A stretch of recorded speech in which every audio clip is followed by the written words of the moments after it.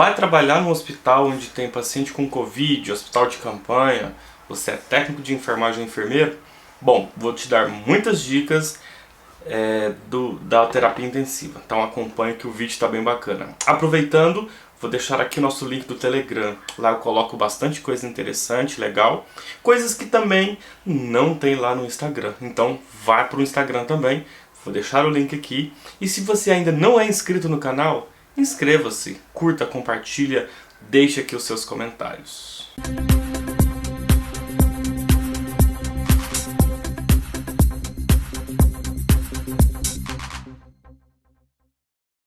Bom, galera, olha o seguinte, fiz uma enquete lá no Instagram e aqui eu tô com o telefone com algumas perguntas, né? Eu fiz uma enquete onde estava escrito assim, acho interessante um vídeo sobre UTI de Covid, né? 95% das pessoas colocaram que sim. E eu coloquei aqui também falando sobre o assunto, né? Que assunto? Como teve muitos assuntos, então eu tô com o telefone na mão e eu vou começar a falar dos assuntos aqui. Eu acredito que não vai dar pra falar tudo nesse vídeo, então eu vou fazer a parte 1 e a parte 2, ok? Vamos lá. Drogas vasoativas. Bom, vamos lá. Drogas vasoativas, né? O que nós temos de drogas vasoativas? Nós temos as mesmas drogas vasoativas que a gente usaria num paciente normal de terapia intensiva, que não seja Covid, tá? Então a gente não tem tantas surpresas, a gente não tem uma diferença grande de uma UTI normal, né? De uma UTI geral, de uma UTI qualquer aí, para uma UTI Covid, tá bom? O que a gente tem de diferença então? Alguns pacientes eles apresentam mais instabilidade, mas aí se eu falar de instabilidade eu não tenho nenhuma diferença de uma outra UTI. Outra UTI, uma UTI geral, que não antes de pandemia, por exemplo, o paciente que é mais instável, a gente tem doses maiores de drogas vasoativas, né? Enfim, então, drogas vasoativas não seria algo diferente, não seria algo que você tenha que se importar tanto em relação à UTI geral, tá? Não estou dizendo que não é importante. Nos dois tipos de UTI elas são importantes. Porém, na UTI Covid não vai mudar nada. O paciente que ele é grave lá, ele é grave na UTI geral e as drogas vasoativas elas têm ajuste de dose igual à UTI geral, tá bom? Aqui eu tenho uma outra pergunta falando de medicamentos, né? O medicamento mais utilizado, tal. Gente, é o seguinte. Se você vai trabalhar num hospital tradicional e lá tem leitos separados para a Covid, então os medicamentos são os mesmos medicamentos da UTI. Desde que lá só tenha paciente de Covid, então você vai ter o quê? Antibióticos, né? N antibióticos, para a gente descobrir aí o que a gente pode estar fazendo melhor para tratar esse paciente aí. Agora, o problema é que a maioria dos pacientes Covid, eles têm outras comorbidades, hipertenso, diabético, obeso, outras doenças de base, paciente transplantado, paciente que tem, sei lá, gente, o N é muito grande, tá? Não dá pra saber, o N é muito grande, tá? Então, assim, no que tange a medicamentos, pense na UTI normal, pode pensar na UTI normal, tá? Então, drogas vasoativas e medicamentos no geral, eu só vou dar acho que ninguém perguntou aqui não, mas eu já falo. O que muda muito são a sedação, tá? Os sedativos, os bloqueadores neuromusculares, os analgésicos, esses nós temos problemas. Por quê? Numa UTI que não é Covid, mesmo que o paciente tenha uma grande necessidade de uma sedação, a gente consegue controlar bem com as doses usuais. Os pacientes que são pacientes de Covid, eles têm uma resistência maior ou eles têm uma dificuldade maior para a gente manter uma sedação. O que acontece então nesse caso? A gente precisa de doses maiores, midazolam e fentanil, rocurônico. Então a gente vai precisar de uma classe aí boa desses medicamentos aí para manter o paciente ali entubado e sedado, né? O paciente não pode acordar no meio do tubo, tá bom? Então assim, qual é o problema atual que a gente encontra aqui no Brasil? Eu acredito que isso deve ter acontecido em outros locais. Muitas pessoas se preocuparam com o ventilador mecânico e acabou esquecendo das drogas, né? Então, assim, a indústria farmacêutica ela não está conseguindo processar na velocidade que tem o consumo. Então, acaba que os médicos, os intensivistas, eles acabam tendo que mudar o tipo de sedação, analgesia, o bloqueador neuromuscular, em decorrência de uma ausência ou disponibilidade no mercado. Beleza? Isso acontece muito nos hospitais de campanha. Por quê? Porque os hospitais tradicionais, eles têm grandes estoques desses medicamentos. Os hospitais de campanha, os hospitais que foram criados para isso, eles não têm. Então, na hora que eles chegaram no meio da pandemia para fazer ali a compra, esses insumos estavam com escassez. Então isso é normal no mercado. Então, com isso, o preço também subiu, dificultando mais ainda a questão dessas compras. Ok? Vamos ver aqui. Paramentação. Paramentação. Gente, paramentação é extremamente importante no paciente COVID. Primeiramente, né? Muitos aí devem ter visto imagens da Itália, de outros locais, e agora chegou no Brasil, onde a pandemia está instalada, né? No mundo inteiro, inclusive no Brasil.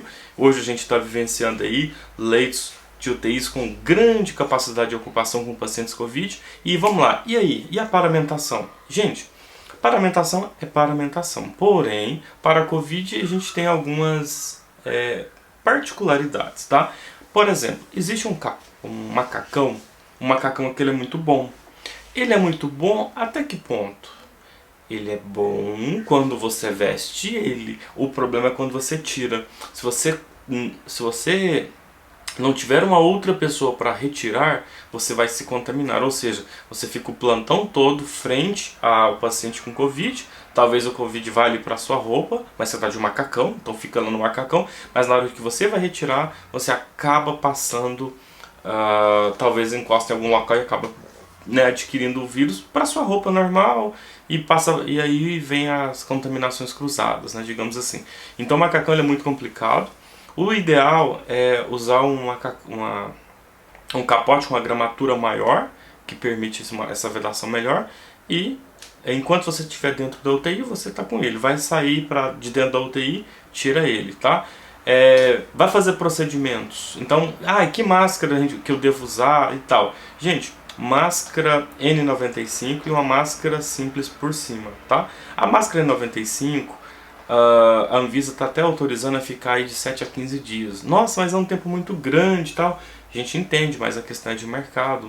O mercado subiu o preço, o mercado não tem tanta N95 disponível, então isso acaba dificultando o uso. Então, para a gente racionalizar o uso, usa uma máscara cirúrgica em cima dela, que você vai trocando essa máscara cirúrgica, tá bom? Então é uma das mudanças. Professor, e a Face Shield, né? Que é aquele capacetinho que muita gente, inclusive, você vê na rua as pessoas usando. Aquilo lá você vai usar na ocasião assim, por exemplo, se você vai ter contato com o paciente, então você põe uma máscara simples e a Face Shield. Ou você coloca a N95 e a máscara cirúrgica, tá? Tem necessidade de você colocar N95, máscara simples e Face Shield? Não, tá? Mas eu só estou passando para vocês aí essa questão. O paciente entrou em PCR, você vai fazer uma aspiração, algo do tipo. Eu recomendo que você use a Face Shield melhor do que você usar só N95 com a máscara cirúrgica, tá bom? Ok? Luva é luva, então você vai usar luva simples mesmo, para procedimento simples, não tem porquê. Tirou a luva, lavem sempre as mãos, tá? Luva cirúrgica, no momento de luva cirúrgica, não tem porquê você substituir a luva cirúrgica pela luva de procedimento, isso vai ser muito oneroso e desnecessário, tá? A luva não protege o paciente, a luva te protege. Só que a luva simples e a luva cirúrgica tanto faz, tá? Então pode ficar tranquilo. Deixa eu ver o que mais que perguntou aqui. RCP. Galera, eu vou fazer um vídeo específico só de RCP para Covid, tá? Vai ser muito grande, vai ser extenso, eu vou deixar isso para outro momento. Aqui também está perguntando a questão de prona. Pronar o paciente, né? Deixar o paciente de barriga para baixo. Ajuda muito, tá? Inclusive, eu tenho um vídeo aqui no canal com checklist de prona. Como é que vocês vão pronar o paciente, tá bom? Então, eu vou ver se eu consigo deixar ele aqui. Aí vocês acessem ele e vejam todo o protocolo de prona. Beleza? Deixa eu ver qual é a outra pergunta que tem aqui.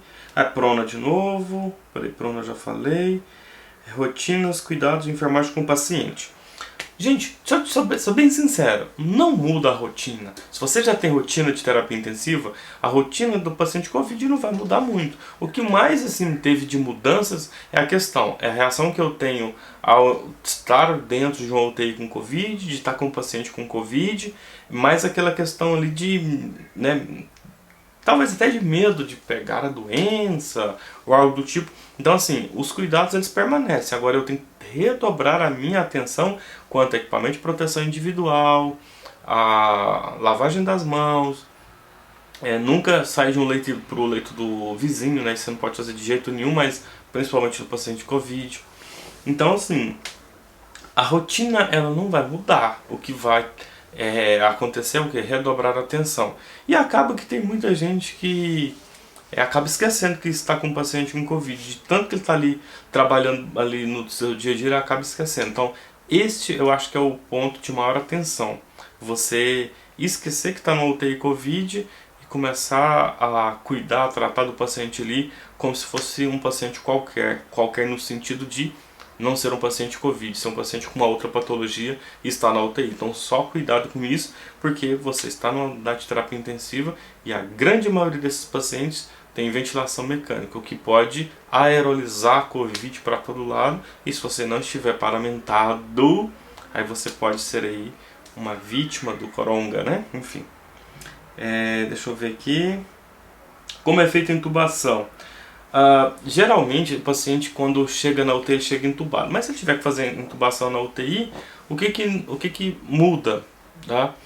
Como o coronavírus ele está ligado diretamente à questão de aerosóis, o cuidado que a gente tem que ter é com aerosóis, é não espalhar vírus para tudo quanto é lado. Então a gente não vai ventilar o paciente com bolsa, válvula, máscara. Então a gente pode colocar a bolsa, válvula, máscara no paciente, colocar todo o circuito a 15 litros por minuto, deixa o paciente ali recebendo aquele oxigênio, faz a intubação, né, e depois ventila o paciente. Então só vai ventilar o paciente quando tiver com o circuito fechado.